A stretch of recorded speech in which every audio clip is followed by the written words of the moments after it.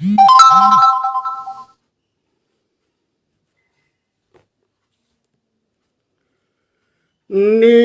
नियंत्रित नियम निबंधन खंडन कर्म कुठार बरे, परतंत्रांकुश धार विखंडिनी निज तंत्रांबुज हास करे।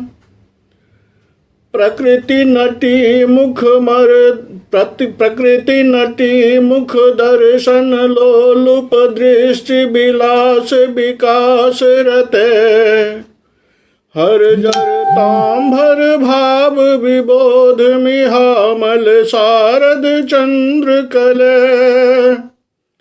हर जर तांभर भाव विबोध मिहामल शारद चंद्र कले। अयि मान्याः सुहृदः अस्मिन् समूहे समुपस्थिताः मम प्रिय छात्राः संस्कृत जिज्ञासवः बान्धवाः, समेषां हार्दिकम् अभिनन्दनं वच्मि। ततः परं स्वकीय विषयमादाय तद्व्याख्यानाय अग्रेसरामि। प्रिय छात्रों, कल जब ध्वन्यालोक का द्वितीय पाठ चल रहा था, उसमें मंगलाचरण के बाद काव्यस्यात्मा ध्वनि जो श्लोक आचार्य आनंदवर्धन ने लिखे हैं, जिसमें उन्होंने उद्देश्य और आवश्यकता दोनों प्रस्तुत किया है कि इस ग्रंथ को लिखने की आवश्यकता क्या है और इसका मूल प्रयोजन क्या है। उसमें हम सबने देखा था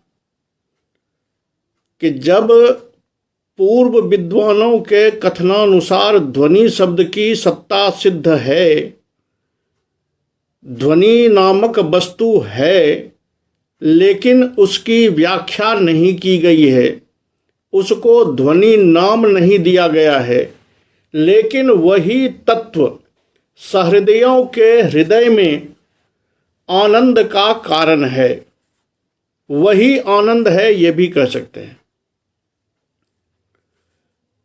तो फिर उसका नामकरण करने मात्र के लिए यह ग्रंथ लिखा जा रहा है। इस समस्या का उत्तर देने के लिए आचार्य आनंदवर्धन ने बताया था कि नहीं, कुछ लोग इस ध्वनि को नहीं मानते हैं, जो इसका अभाव बतलाते हैं, और कुछ लोग लक्षणा में मानते हैं, कुछ लोग अनिर्वचनीय मानते हैं। इस प्रकार विरोधियों के तीन मत उपस्थित हैं। एक है अभाववाद, दूसरा है लक्षणावाद, और तीसरा है अनिर्वचनीयतावाद। उसमें पहला जो है अभाववाद, उस अभाववाद को हम आज पढ़ेंगे कि आखिर उन लोगों के पास में कौन सा ऐसा तर्क है जिस तर्क के आधार पर वो कहते हैं कि ध्वनि नाम का कोई चीज नहीं है, जबकि सभी सहृदय लोग इस बात को स्वीकार करते हैं कि काव्य में ध्वनि जो है वही आनंद का कारण है।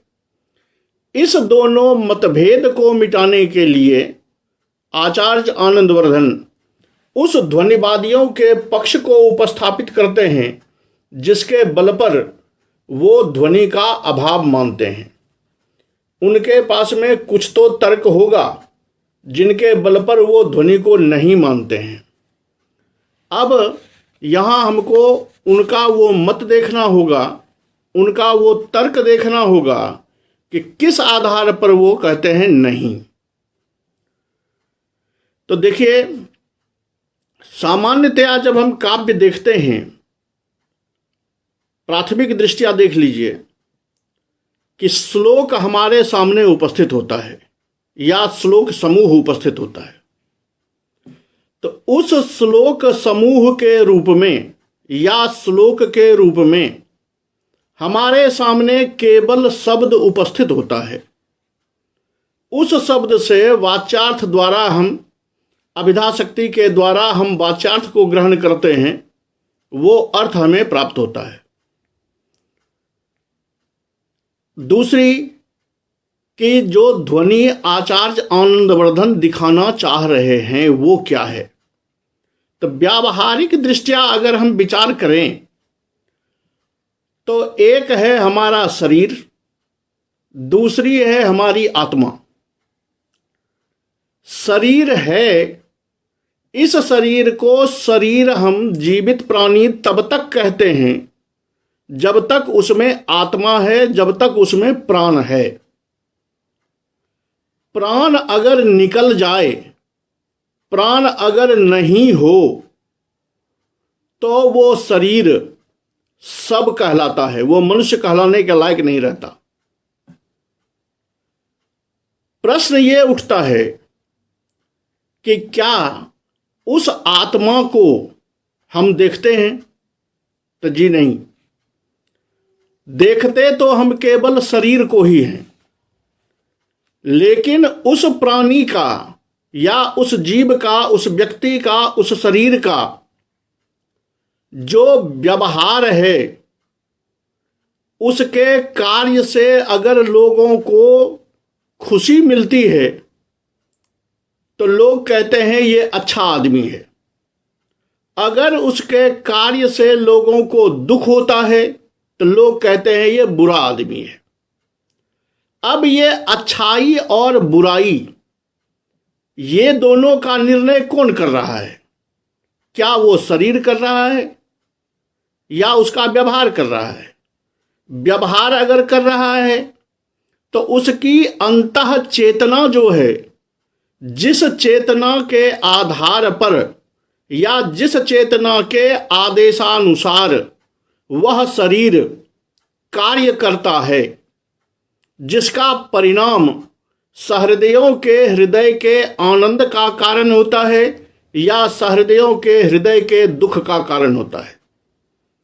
तो ये जो प्राण स्वरूप है, आत्मा स्वरूप है, वो इस शरीर से अलग है, ये तो सुस्पष्ट है।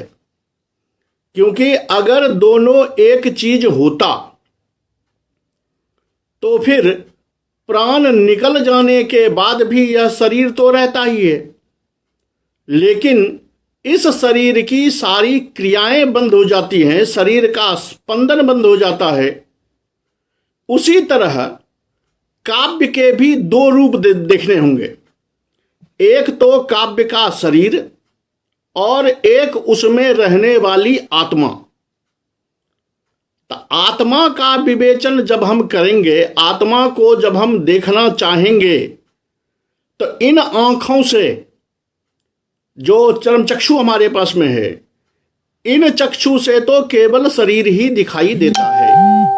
उसी तरह आपको केवल शब्द दिखाई दे रहा है, लेकिन उस शब्द को पढ़ने के बाद उससे उसमें जो स्पंदन है, उसमें जो चेतना है, जो चेतना आपको अन्यार्थ पर ले जाती है, एक अर्थ को छोड़कर दूसरे अर्थ पर ले जाती है, वो शक्ति जो है वो है उसकी उसमें चेतना।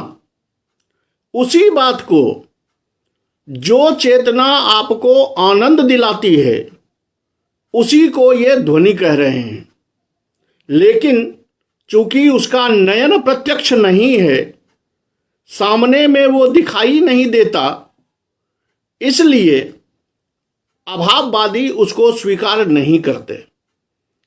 या एक हिसाब से कहिए कि आज के व्यवहारिक युग में जैसे आप सामान्य व्यक्ति से बात करते हैं तो वो आपके विचार पर कि अध्यात्म कोई चीज है, आत्मा कोई चीज है, उस पर सामान्य व्यक्ति विश्वास करने को भी तैयार नहीं होता। वो कहता है धन कमाओ, भौतिक सुख भोगो, मोटरसाइकिल हो, वाहन, मोटरसाइकिल हो, कार हो, हवाई जहाज हो, मकान हो, बेड हो, वगैरह वगैरह भौतिक साधन, यही हमारे लिए पर्याप्त है और यही हमारा जीवन है।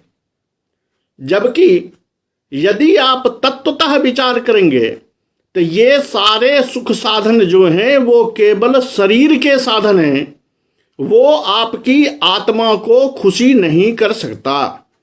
पैसा आपको बहुत हो जाए, इससे आपको आत्मिक आनंद मिल जाएगा, इसकी कल्पना छोड़ दीजिए।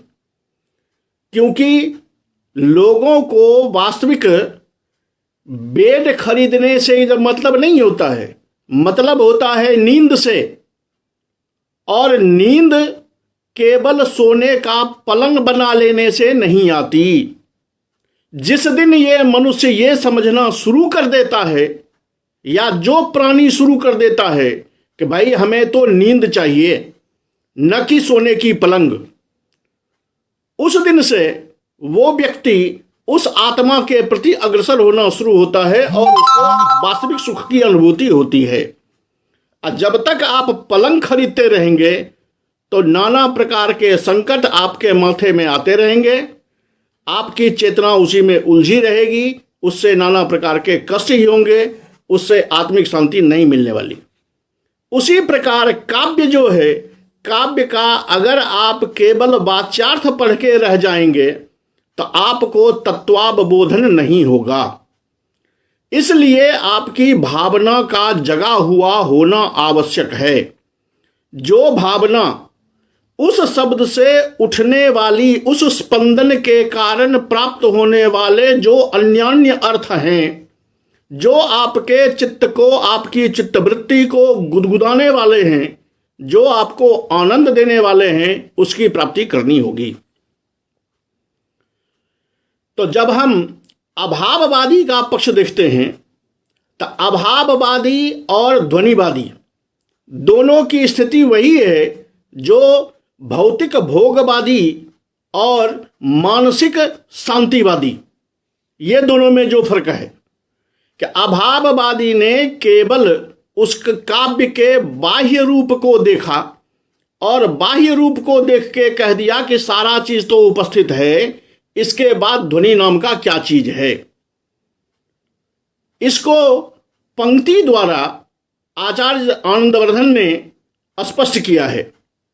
उसमें उन्होंने 3 पक्ष दिखाए हैं कि ये 3 प्रकार से ध्वनि के अभाव को प्रमाणित करते हैं। अब प्रकार 3 जो हैं उनके, उन तीनों प्रकारों को देखना पड़ेगा कि ये कैसे कहते हैं कि ध्वनि नहीं है।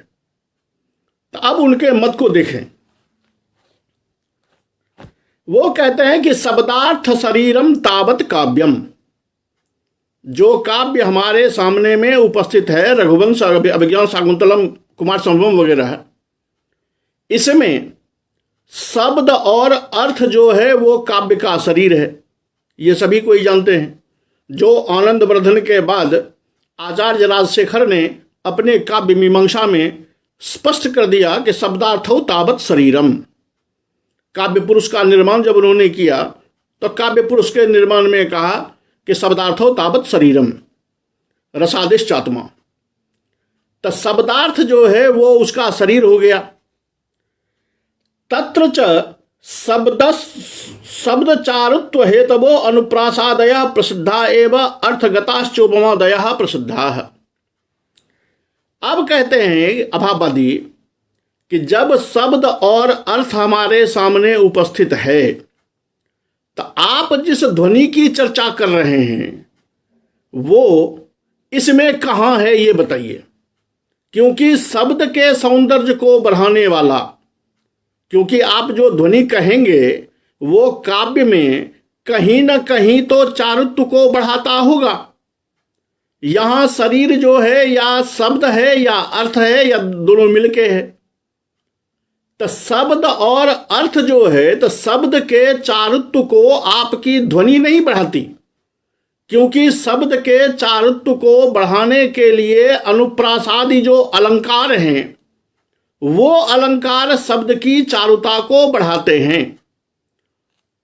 तो ये अनुप्रास यमकादि जो अलंकार हैं शब्द की चारुता को बढ़ाने वाले, ये सारे आपसे पहले ही आचार्यों द्वारा विवेचित हो चुके हैं।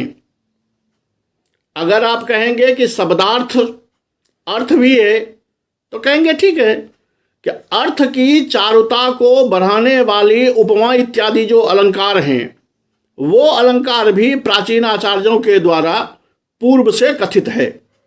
तो आपकी ध्वनि न शब्द का चारुत्व बढ़ा रहा है न अर्थ का चारुत्व बढ़ा रहा है, दोनों समाप्त। तो फिर आपका ध्वनि करेगा क्या? इतना ही नहीं, अगर आप इस बात को कहेंगे कि शब्दों का जो जोड़ होता है, एक शब्द जो दूसरे पद के साथ जुटता है, उस जोड़ने की जो कला है वो जोड़ ही काव्य में आनंद लाता है। ऐसी बात अगर करेंगे तो वर्ण संघटना धर्मास जे माधुर्यादयस्ते प्रतियंते एव, वर्ण को जोड़ने वाली जो संघटना है, जो जोड़ है, उसको भी आचार्यों ने माधुर्यादि गुण के रूप में कि ऐसे वर्णों का समायोजन करना चाहिए तो माधुर्य होगा, कठोर वर्णों का समायोजन करना चाहिए तो ओज होगा, और दोनों का मिला हुआ समायोजन होगा तो वो प्रसाद कहलाएगा। ये बातें भी नई नहीं है या आज तक अनुक्त है, ऐसी बात नहीं है। ये सारी बातें माधुर्यादि गुण जो हैं ये पूर्व के आलंकारिकाओं द्वारा कह दिए गए हैं। वो शब्द के भी गुण और अर्थ के भी गुण ये पहले से कहे हुए हैं, आपको अब कहने के लिए कुछ नहीं है।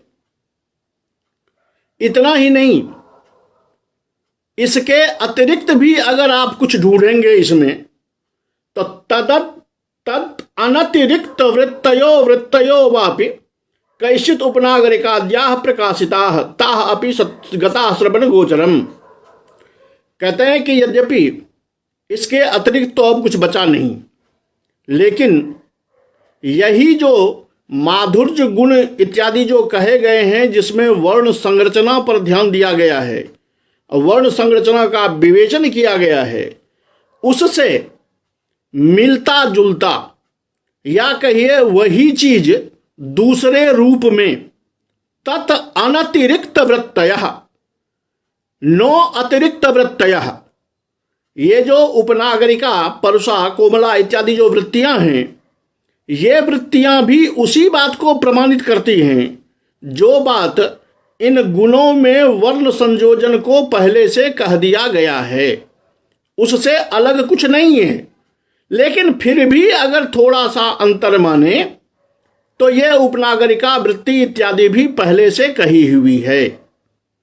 इसी को जो बाद में वैदर्भी गौड़ी पांचाली रीति के रूप में आई या ये नामकरण हुआ, ये सब भी पहले से कहा जा चुका है।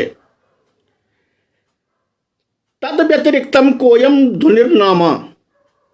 तो अब बताइए कि जो काव्य मेरे सामने समुपस्थित है उसमें शब्द भी कहा गया, अर्थ भी कहा गया, दोनों को जोड़ने की जो कला है वो भी कह दी गई, जो रीतियां होगी देश के आधार पर या रचना के आधार पर वो वृत्तियां भी पहले से कह दी गई हैं।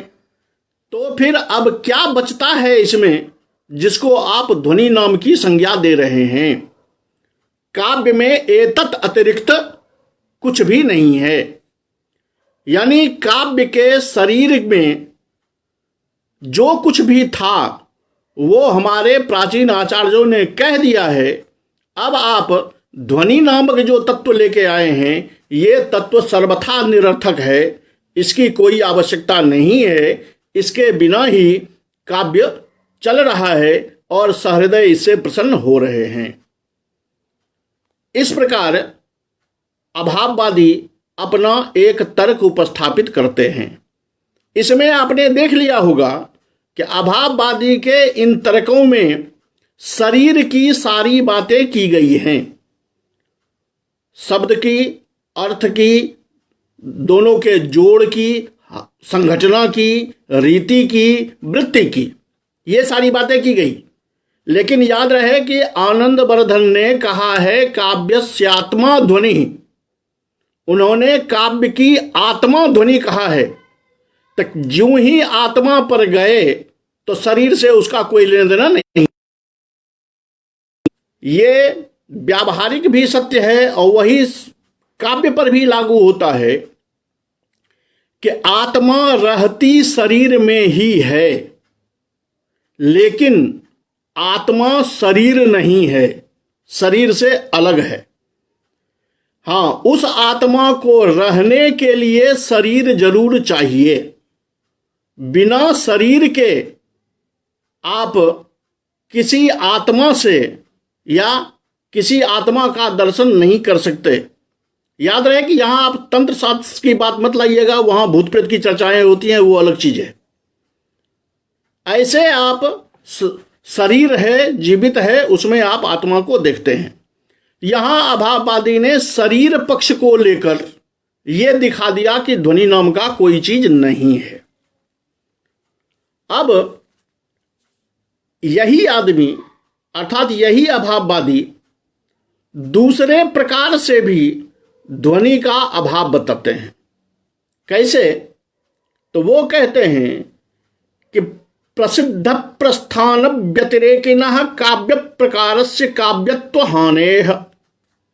पहली बात कि साहित्य की जो धारा चलती है वो आचार्यों द्वारा प्रस्तावित, आचार्यों द्वारा पहले से कहे गए जो नियम हैं, उस नियम रूपी तटबंध के बीच बहती हुई ये गंगा है।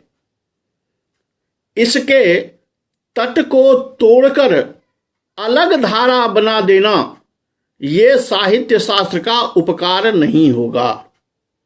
प्रसिद्ध प्रस्थान व्यतिरेकिनः, प्रसिद्ध प्रस्थान यानी आज तक जितने आलंकारिक हुए, उन्होंने जो मत दिए, जो रूप दिया, काव्य के विषय में जो बातें बताई, तद व्यतिरेकी आपका जो ये ध्वनि है उन सारे चीजों से, उन सारे वस्तुओं से, उन सारे तत्वों से एक अलग चीज है जो उस धारा में कहीं दिखाई नहीं देता।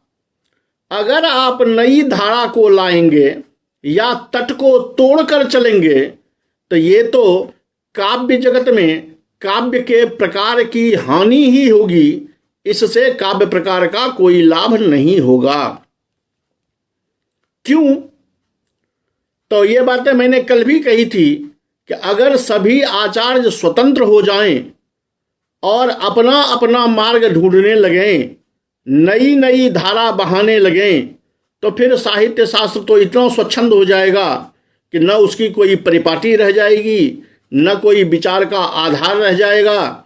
जो जिसकी जो मर्जी होगी वो आके बोलते चले जाएंगे।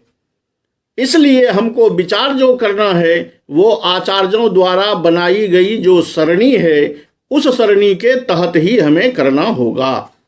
आपकी ध्वनि उसमें नहीं आती।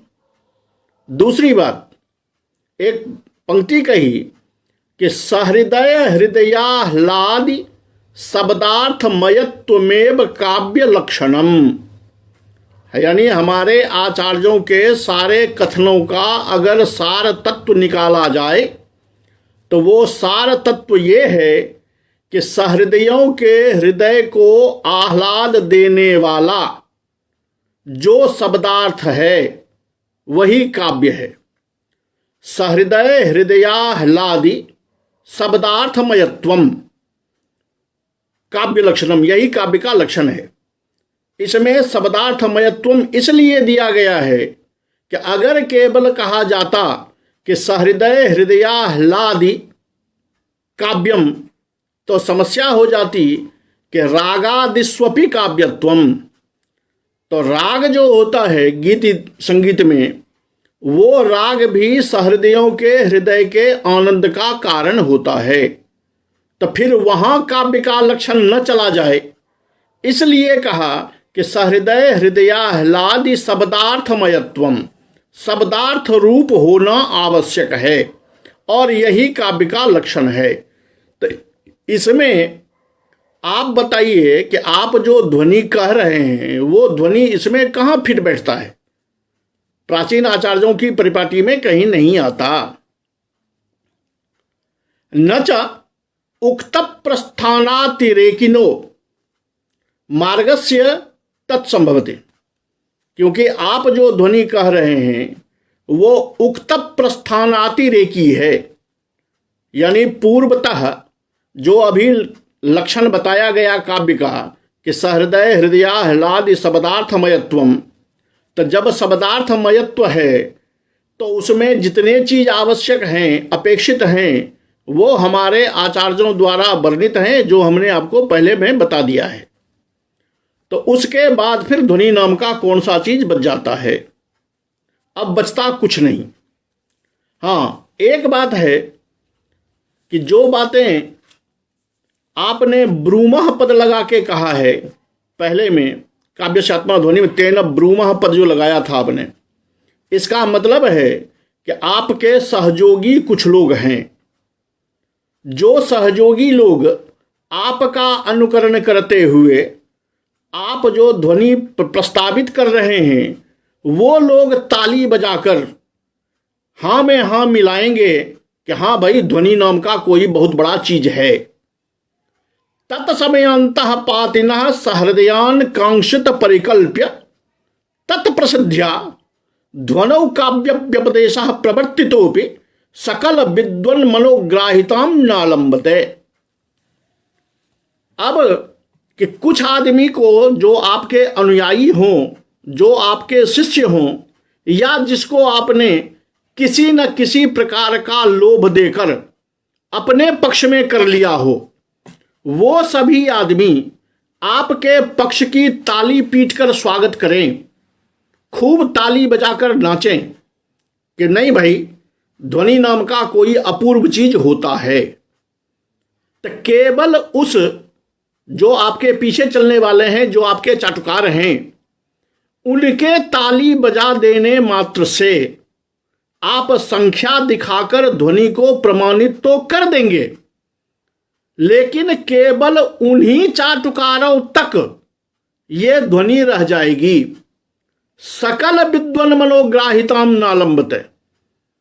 जितने भी सहृदय लोग हैं जो तद व्यतिरिक्त यानी आपके समूह से अलग हैं, वहां तक ये ध्वनि नहीं पहुंचेगी, और वो लोग कदापि इस बात को स्वीकार नहीं करेंगे कि ध्वनि नाम का कोई चीज काव्य में होता है, क्योंकि यहाँ शब्दार्थमयत्वम काव्यत्वम होता है और उसकी सारी बातें हमारे आचार्यों ने पहले से ही कह दी है। आप जो कह रहे हैं वो बेकार है। और आपके कुछ सहयोगी हैं, अनुयायी हैं, ये तो ब्रूमपद से पहले ही सिद्ध हो चुका है। ये हो गया दूसरा पक्ष। इसमें भी दिखा दिया गया कि ध्वनि नाम का कोई चीज संभव नहीं है। अब आता है इसी का तीसरा पक्ष। तीसरा पक्ष कहिए या तीसरा उपाय, जिसके द्वारा ये ध्वनि को नहीं मानते हैं या ध्वनि की सत्ता को स्वीकार नहीं करते। वो कैसे कहते हैं या वो क्या तर्क देते हैं तीसरी ओर में? कहते हैं नो संभवत्येव ध्वनिर्नामा पूर्वः कश्चित्। ध्वनि नाम का अपूर्व चीज जो आप व्याख्या करने जा रहे हैं, उसकी संभवता है ही नहीं, वो कभी संभव नहीं हो सकता। क्यों? तो एक तर्क देते हैं ये कि कामनीयकम अनतिवर्तमानस्य तस्योक्ते स्वेव चारुत्व हेतुषु अंतर्भावात्।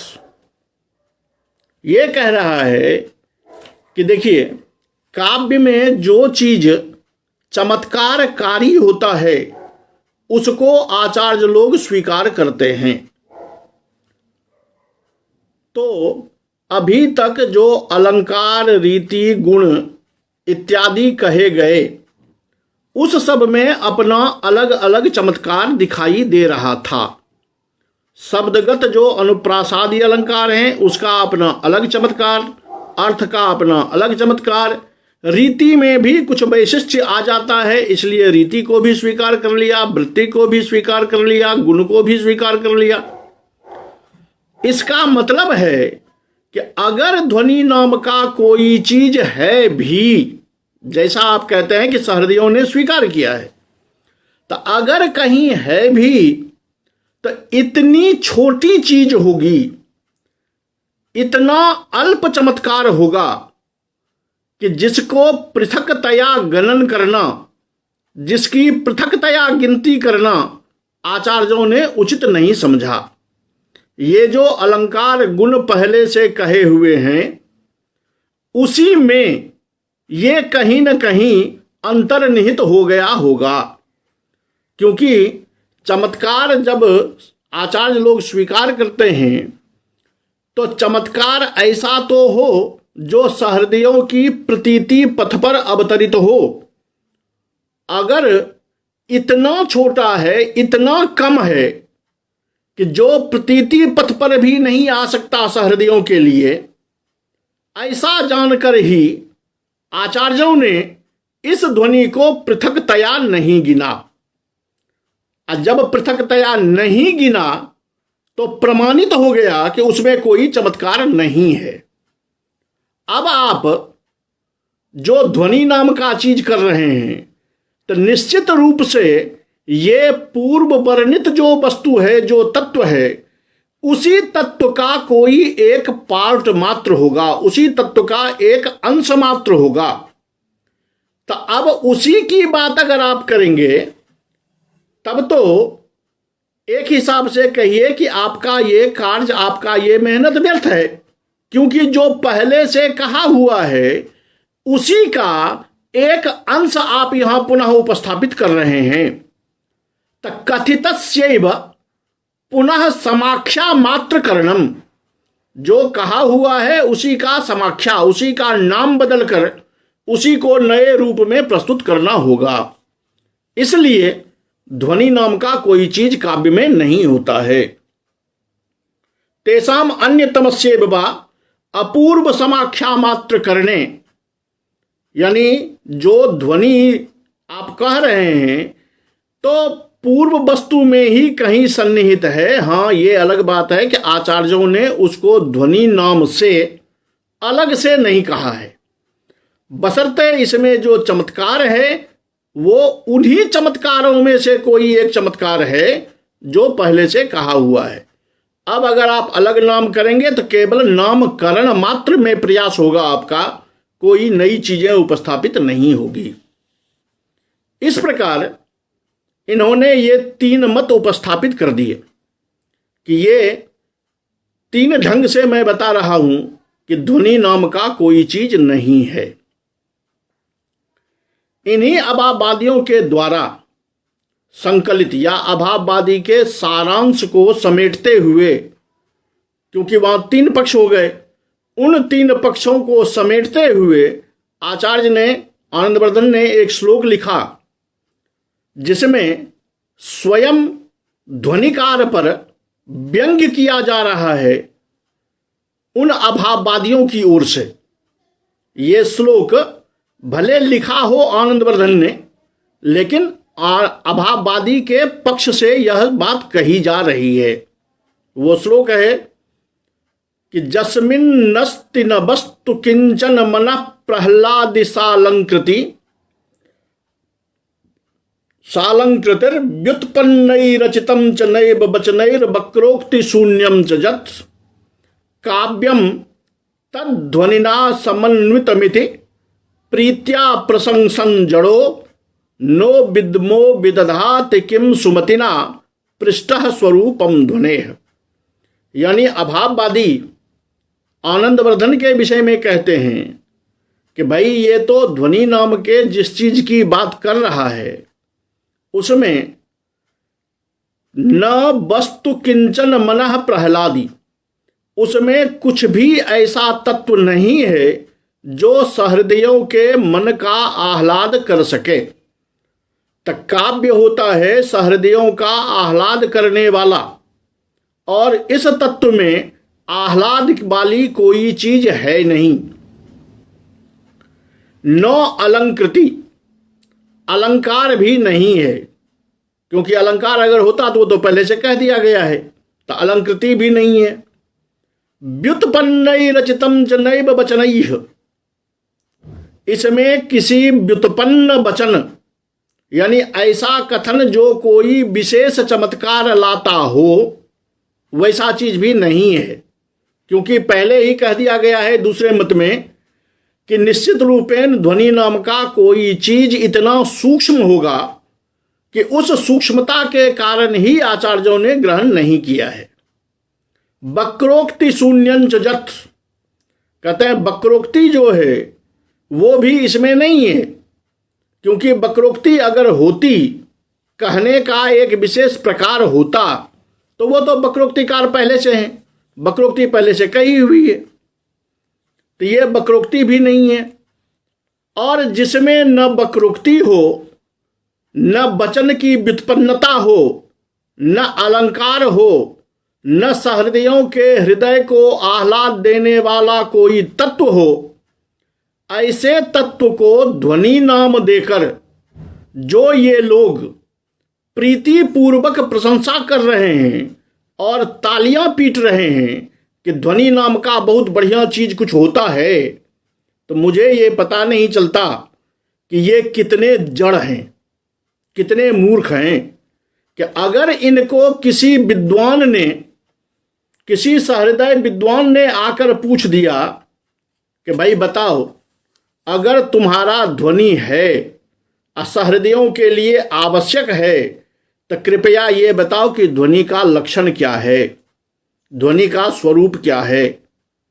ऐसा अगर इनको पूछ दिया तो पता नहीं कि ये ध्वनि का लक्षण क्या बताएंगे, क्योंकि इनके पास में तो कुछ है ही नहीं, और जब है ही नहीं तो ये बताएंगे क्या। इसका मतलब है कि ध्वनि नाम का जो वस्तु ये व्याख्यान करने जा रहे हैं वो कोई चीज नहीं है, ये केवल लोगों को भरमाने का प्रयास कर रहे हैं। इनके पास में, ध्वनिवादियों के पास में कोई चीज नहीं है जिसको ये काव्य की आत्मा प्रमाणित कर सकें। इस तरह अभाववादियों का जो मत है, उस अभाववादी के मत को 3 प्रकार से आचार्य ने यहां उपस्थापित कर दिया है। अब आपके मन में होगा कि ये अभाववादी का पक्ष तो हो गया, इस पक्ष का खंडन भी चाहिए कि आचार्य आनंदवर्धन ने इसका खंडन कैसे किया। तो यह सही बात है, आपकी जिज्ञासा शांति के लिए आचार्य आनंदवर्धन ने खंडन सबका किया है, कोई चिंता की बात नहीं है। लेकिन प्रश्न उठता है कि अगर अभी आपको खंडन हम समझाने लगें तो आपको समझ में थोड़ी दिक्कत आएगी।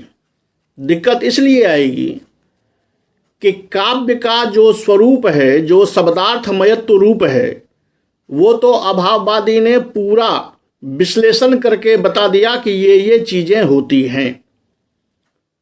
तो इससे अलग कुछ ध्वनि है, तो अगर आप पहले उस ध्वनि के विषय में जान लें कि वो क्या चीज है, तो एक तो आपका विचार स्वयं जवाब देने लगेगा कि अभाववादियों का कहना गलत है, और आगे चल के स्वयं आनंदवर्धन उसका खंडन भी करेंगे। लेकिन चूंकि सहृदयों के समझ में बात आ जाए, इसलिए पहले उस ध्वनि की स्थिति को जानना आवश्यक है। उसको जान लेंगे तो अभाववादियों का खंडन समझने में थोड़ी सहूलियत हो जाएगी। इसलिए खंडन से पूर्व उस ध्वनि को जानना अधिक अपेक्षित है। ध्वनि की परिभाषा तो बाद में होगी, पहले ये जानना अपेक्षित है कि ध्वनि किसको ये कहना चाह रहे हैं। तो उसमें देखिए, इन्होंने, आचार्य आनंदवर्धन ने इसका नाम दिया है प्रतीयमान। ये कहते हैं कि अर्थ जो है वो 2 प्रकार का होता है। एक अर्थ शब्द सुनकर वो शब्द जिस अर्थ का प्रतिपादक है उस अर्थ को अभिधा वृत्ति के द्वारा समझ लिया जाता है। ये अर्थ जो होता है वो वस्तुतः सहृदयों के हृदय का आनंद नहीं करता है। एक दूसरा होता है जिसका नाम है प्रतीयमान। कहेंगे कि वो अर्थ इस शब्द से कहीं अलग होता है, तो जी नहीं, अलग नहीं होता, वो रहता इसी में है। लेकिन सहृदयों के हृदय का आनंद जो देता है वो ये वाच्य नहीं है, वो दूसरा अर्थ है जिसका नाम है प्रतीयमान। जैसा कि ये स्पष्ट करते हैं आनंद वर्धनाचार्य कि जोर्थः सहृदय श्लाघ्यः काव्यात्मेति व्यवस्थितः वाच्य प्रतीयमानाख्यौ तस्य भेदावुभौ स्मृतौ। कहते हैं कि मैंने आपको पहले कहा है कि काव्यस्यात्मा ध्वनि, काव्य की आत्मा ध्वनि है। तो उसको जानने के लिए ये जानिए कि सहृदय श्लाघ्यः जह अर्थः, कि सहृदय श्लाघ्यः वाच्यः न भवति। वाच्यार्थः कदापि सहृदय श्लाघ्यताम न रहति। वाच्य अर्थ जो आपको प्राप्त होता है वो सहृदयों के हृदय के आनंद का कारण नहीं होता है। जैसे आप अगर दो चार लड़के साथ में खड़े हों अपने मनोरंजन के क्रम में, उसमें अगर आपका कोई दोस्त, कोई मित्र आ जाए जो शरीर से मोटा हो और मनोरंजन का ही विषय हो, तो आप में से कोई कह देता है ये लो, अभी तो आदमी की मीटिंग हो रही थी, ये हाथी भी आ गया। आपकी ये बातें सुनते ही लोग हंस देंगे। लेकिन अब गौर कीजिए कि आपने कहा क्या था। आपने कहा तो था हाथी आ गया। हाथी शब्द की जो अभिधा है, अभिधा शक्ति से प्राप्त वाच्य है, वो तो होगा हाथी नामक जो जानवर है, उस जानवर में वाच्यता जाएगी। वो तो वहां आया नहीं। जब वो वहां आया नहीं तो फिर आपने कैसे कहा कि हाथी आ गया, कैसे लोगों ने हंस दिया। तो गौर कीजिए कि आपने वस्तुतः कहा तो हाथी, लेकिन आपके मन में भी, आपके हृदय ने भी हाथी नामक जानवर को नहीं कहा था, बल्कि उस हाथी की जितनी मोटाई होती है उस मोटेपन को आपने दिखाया इस मित्र में, जो मित्र मोटा है। तो हाथी का मोटापन रूप जो गुण है वो संक्रमित है इस व्यक्ति में। इस व्यक्ति के मोटेपन को देखकर आपने हाथी का यूज किया था, जिसको देखकर, जिसको सुनकर आपके सारे साथी समझ गए कि आपने इसी के लिए हाथी शब्द का प्रयोग किया है। इसीलिए उसको हंसी आई कि ये सही में इतना मोटा है कि भाई जिन चलता फिरता आदमी जैसा हाथी है। तो अब देखिए कि वहां वाच्य जो था हाथी नामक जानवर, वो आपके मित्रों की हंसी का कारण नहीं बना है। हाथी के आपके मित्रों की हंसी का कारण बना है हाथी जैसी मोटापा के साथ व्यक्ति। लेकिन उसके लिए आपने प्रयोग ये नहीं किया था कि ये लड़का हाथी जैसा मोटा है। ये अगर आप कहते तो लड़ाई निश्चित थी। अब आपने हाथी कहा, अर्थ वहीं आ गया जो आप कहना चाह रहे थे। तो स्वभावतः है कि एक वाच्य अर्थ आया, एक दूसरा अर्थ आया। अब वो दूसरा अर्थ जो है वो सहृदयों के हृदय के आनंद का कारण बना। वो जो दूसरा अर्थ है उसको कहते हैं प्रतीयमान। तो इसलिए कहते हैं कि जो अर्थः सहृदय श्लाघ्यः, सहृदयों के द्वारा श्लाघ्य जो अर्थ है वो अर्थ काव्य की आत्मा कहलाती है। जैसे मांग निषाद प्रतिष्ठाम त्वमगमा शाश्वती समाह में सहृदयों के हृदय का आनंद वाल्मीकि के हृदयगत शोक जो है वो शोक है सहृदयों के हृदय के आनंद का कारण, जबकि वो शोक इसमें वाच्य में कहीं नहीं कहा गया है। तो सहृदय श्लाघ्य, सहृदयों के द्वारा श्लाघ्य जो अर्थ हुआ वो अर्थ काव्य की आत्मा के रूप में प्रतिष्ठापित होता है, या उसको मैं प्रतिष्ठापित करता हूं। हाँ, वो जो अर्थ है उस अर्थ का दो प्रकार है, दो भेद है, एक वाच्य दूसरा प्रतीयमान। किसी भी शब्द को सुनने के बाद आपको दो अर्थ हैं, एक वाच्य है दूसरा प्रतीयमान है। वो प्रतीयमान का ही दो भेद है। इस कारिका पर आपको तो शंका होगी ही, आज तक शंका बनी हुई है, और सभी के मन में यह शंका होगी कि भाई स्वयं आप कह रहे हो कि जो अर्थः सहृदय श्लाघ्य, जो अर्थ सहृदयों के द्वारा श्लाघ्य है, इसका मतलब है कि वो जो पद से जिसको आप बोधित कर रहे हो वो वाच्य नहीं है, दूसरा अर्थ है। तो जब दूसरा अर्थ सहृदयों का श्लाघ्य है तो फिर उसी अर्थ का भेद ये वाच्य कैसे हो जाएगा? क्योंकि एक तरफ में तो स्पष्ट है कि वाच्य जो है वो सहृदयों द्वारा श्लाघ्य नहीं है, दूसरे तरफ आप कहते हैं कि जो सहृदयों द्वारा श्लाघ्य है उसी का भेद ये वाच्य है। यहां होती है शंका खड़ी कि आखिर उसी का अर्थ, उसी का भेद ये वाच्य कैसे हो सकता है। और इसी को लेकर बहुत सारे खंडनकर्ताओं ने बदतो व्याघातः कह करके भी खंडन कर दिया है कि आचार्य आनंदवर्धन के कथन में तो स्वयं वैपरीत्य है, स्वयं जो कहते हैं उसको प्रमाणित नहीं करते बल्कि स्वयं में उलझ जाते हैं। एक तरफ कहते हैं कि वाच्य से अलग एक अर्थ होता है जो प्रतिमान है, जो सहृदयों द्वारा श्लाघ्य है, और दूसरे तरफ कहते हैं उसी प्रतिमान का दो भेद होता है, उसी श्लाघ्य अर्थ का दो भेद होता है, एक वाच्य है और दूसरा प्रतिमान है। तो ये समस्या याद रखिएगा कि ये समस्याएं कैसे बनी, ये समस्या का समाधान क्या होगा, क्योंकि ये समस्या आपको अभी पीछा नहीं छोड़ेगी, ये समस्या आपकी बहुत दूर तक जाएगी। अपने मन में भी विचार कीजिए कि ऐसा कैसे हो सकता है। आप कहेंगे कि इसका जवाब क्या होगा, तो इसका जवाब भी आपको मिलेगा, नहीं मिलेगा ये बात नहीं है, लेकिन पहले विचार करने का मौका मिलेगा आपको। पहले आप विचार कर लीजिए, ग्रंथ आपके पास में है, आपने पढ़ा भी होगा, उसको भी देख के समझने का प्रयास कीजिए, जवाब तो इसका मिलेगा ही।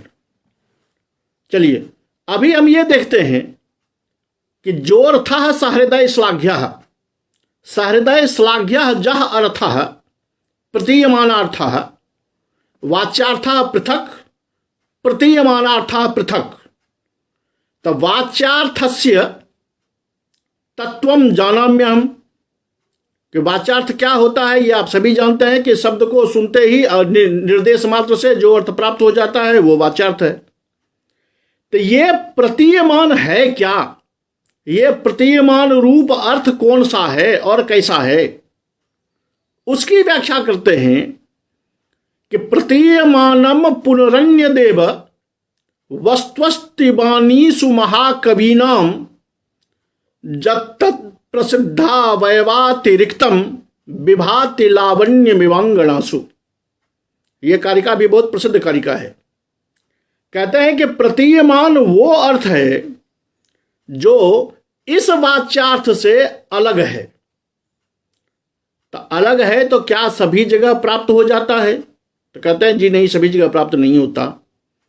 अपितु वाणीसु महाकवि नाम, ये महाकवियों की वाणी में ये अर्थ देखा जाता है। ये महाकवियों का जो कथन होता है उसी में ये प्रतिमान जो है वो सहृदयों के समक्ष उपस्थित होता है और सहृदयों के आनंद का कारण बनता है। वो प्रतिमान अर्थ महाकवियों की वाणी में रहता है। तब आपकी शंका होगी कि क्या महाकवियों की वाणी जो है उसके लिए क्या शब्द अर्थ अलग होते हैं? तो जी नहीं, शब्दार्थ तो वही होता है। जो शब्दार्थ हम प्रयोग करते हैं वही तो कालिदास भी प्रयोग करते हैं। कालिदास और भास जैसा सरस और सरल तो कोई प्रयोग करता ही नहीं। उससे कठिन तो हम आप प्रयोग कर लेते हैं कभी कभी। वो तो स्पष्ट प्रयोग करते हैं कि अथ प्रजानाम अधिप प्रभाते जाया प्रतिग्राहित गंधमाल्यम बनाय पीत प्रतिबद्ध वत्साम यशो धनो धेनुम ऋषेह मुमोचा।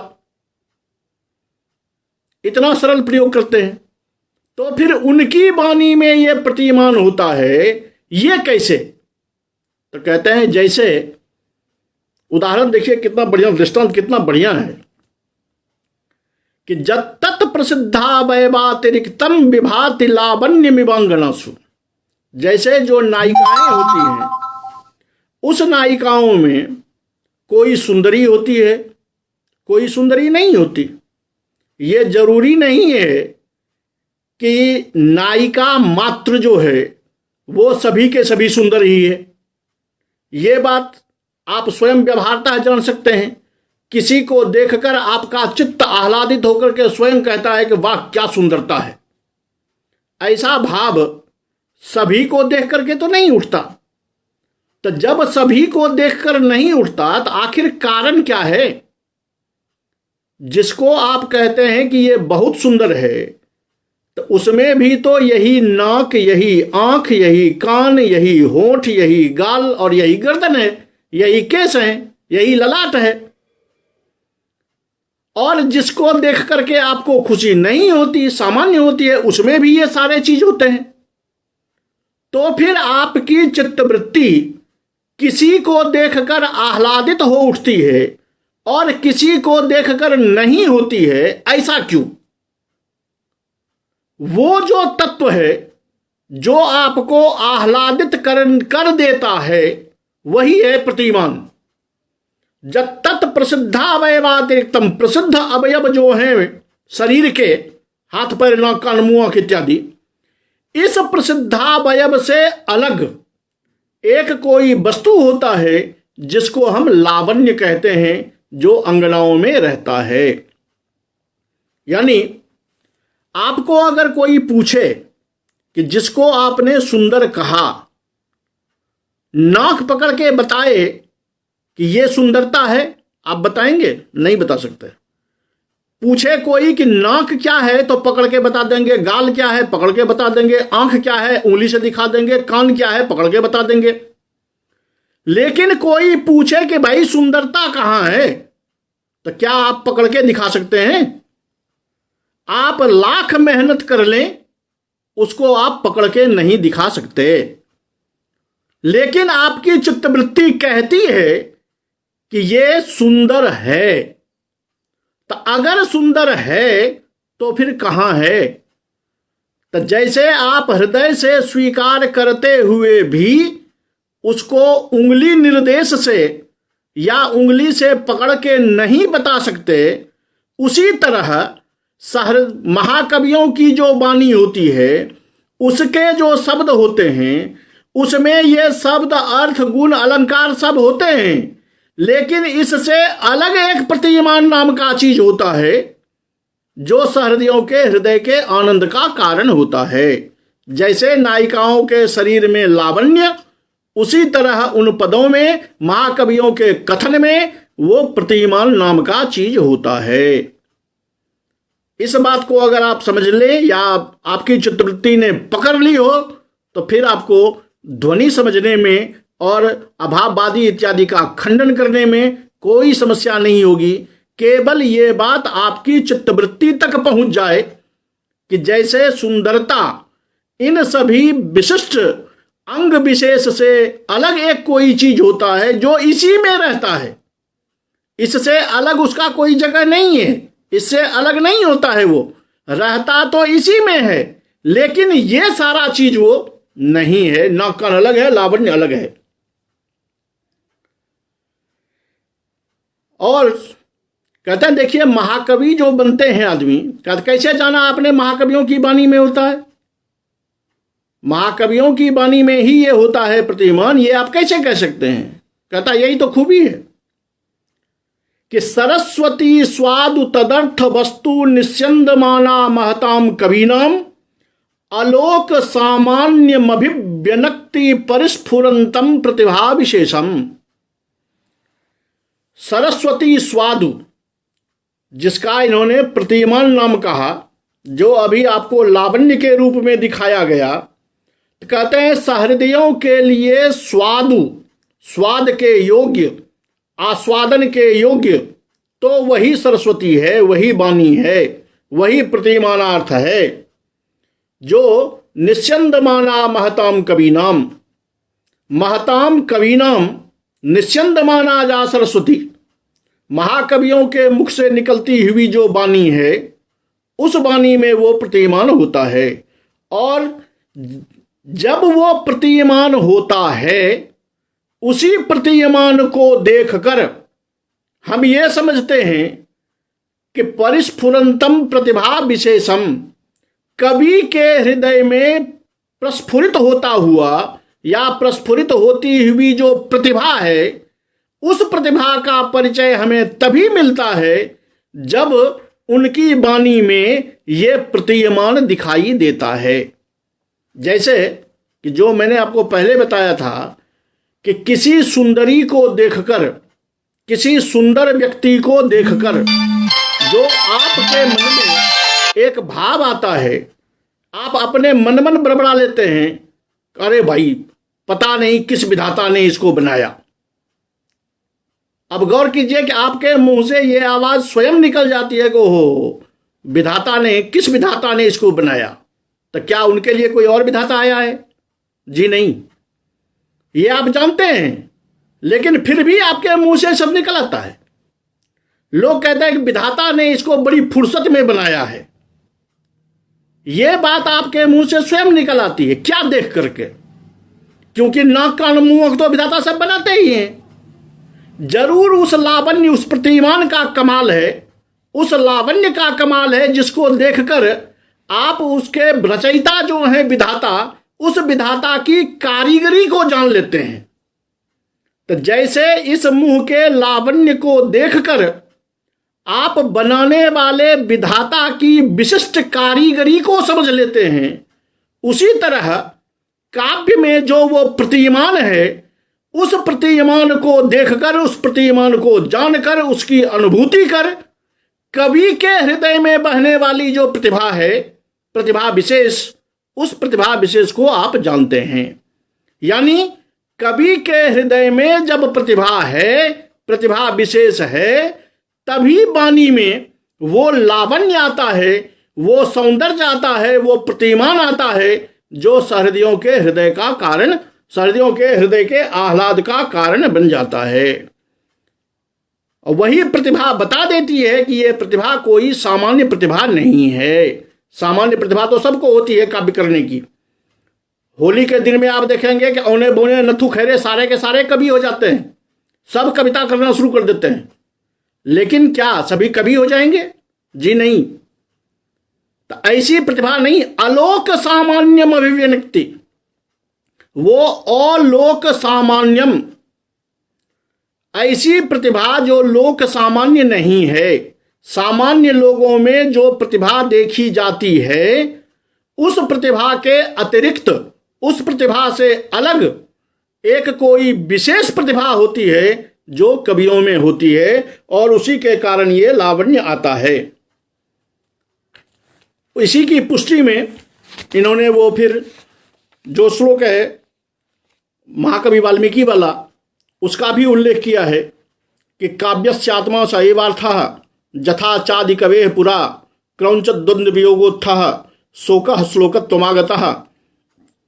तो वो जो प्रतिमान अर्थ है, यानी वाल्मीकि के हृदय के शोक की अभिव्यक्ति, वो अर्थ जो है, वो अर्थ ही प्रतिमान कहलाता है। वही काव्यस्यात्मा स एव अर्थः, स एव से प्रतिमान रूपः जः अर्थः, स एव अर्थः काव्यस्यात्मा भवति न तु वाच्यार्थः। अब यहां दो चीजें अपेक्षित हो गई। अपेक्षित क्या हुई? एक तो शब्द को देखकर उसके वाच्यार्थ का ज्ञान, एक हुआ उस वाच्यार्थ को छोड़कर प्रतिभा विशेष के आधार पर प्रस्फुरित होता हुआ जो वो प्रतीयमान अर्थ है वो। तो जिस व्यक्ति को उस प्रतीयमान अर्थ को जानने की क्षमता है, जिसकी भावना, जिसकी चेतना, जिसकी अंतःवृत्ति उस अर्थ को पकड़ सकती है, उस अर्थ के अनुकूल अपना रिएक्शन दे सकती है, वही आदमी सहृदय होगा, वही काव्य के तत्व को जानने वाला होगा। अगर आप में वो प्रतिभा नहीं है, अगर आप में वो ग्रहण करने की शक्ति नहीं है, उस विषय को आत्मसात करने की क्षमता नहीं है, तो आप काव्य के तत्व को नहीं जान सकते। केवल आप शब्द और अर्थ समझ लेंगे कि शब्द 3 प्रकार का होता है, अर्थ 3 प्रकार का होता है, इससे इसकी ये वृत्तियां होती हैं, इससे आपका काम नहीं चलेगा। जिसके कारण आज आप देख रहे हैं कि सामाजिक गति इसी से बिगड़ी हुई है। क्योंकि लोग ये कहना शुरू कर देते हैं कि गोपद का गो मने बानी भी हुआ, गो मने गाय भी हुआ, तो हम गोपद से बानी अर्थ क्यों लें भाई, गाय क्यों न लें? अब इसके लिए तो आपको देखना पड़ेगा कि पद में कवि ने कहां कैसा प्रयोग किया है, उसके अनुकूल अर्थ लेना पड़ेगा। लेकिन जिसकी अभिधा से आगे वृत्ति जाती ही नहीं, अभिधेय से आगे अर्थ को ग्रहण करने की क्षमता जिसमें है ही नहीं, वो तो वहीं टिका रह जाता है। और जब वहीं टिका रह जाता है तो उसकी बुद्धि बस बंचर जैसी होती है कि उसको कह देंगे कि राम है तो राम है, काम तमाम। राम नाम का एक आदमी को वो जानता है, उसके अलग वो कुछ नहीं जानता। ऐसे आदमी को अगर आप काव्य सुनाना शुरू करें तो आप भी जड़ की श्रेणी में आ जाएंगे। क्योंकि याद रहे कि जो आदमी उस प्रतीयमान को नहीं पकड़ सकता हो, प्रतीयमान के अनुकूल नहीं चल सकता हो, उस आदमी को काव्य तत्व का कोई ज्ञान नहीं होता। इसीलिए एक श्लोक मैं सुना देता हूं, यह श्लोक याद रखिएगा, आपको जीवन में बहुत काम देगा। विज्जिका नाम की एक लेखिका हुई जिन्होंने एक श्लोक विधाता से प्रार्थना की।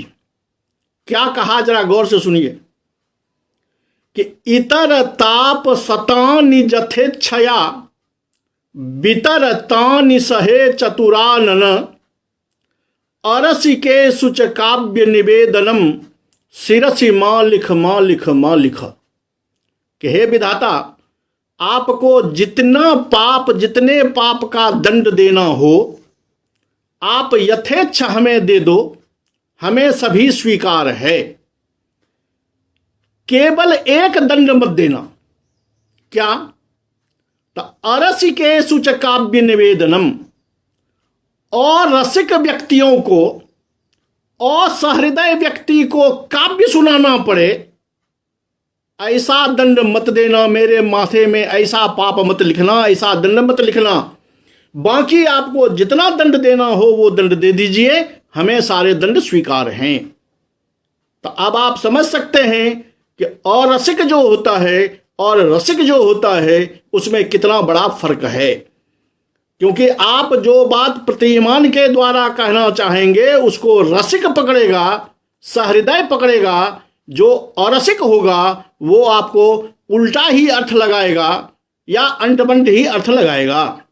इसीलिए ये आनंदवर्धन ऐसे आचार्य जो इतने बड़े परमाचार्य हैं, उनकी ये उक्ति है, उनकी ये कारिका है कि शब्दार्थ शासन ज्ञान मात्रे नैव नो वेद्यते वेद्यते सतु काव्यार्थ तत्वज्ञैरेव केवलम।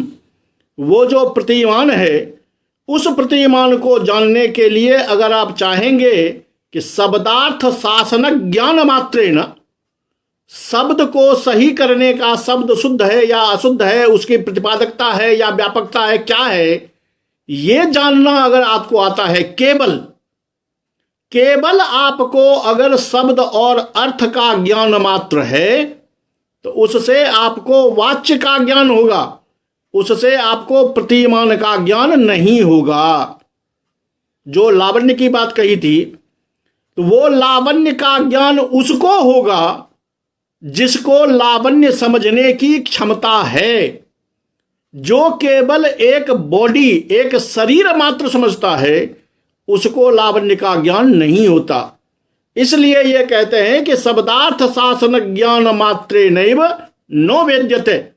शब्दार्थ शासन का ज्ञान मात्र हो जाने से इस प्रतिमान का ज्ञान नहीं होता।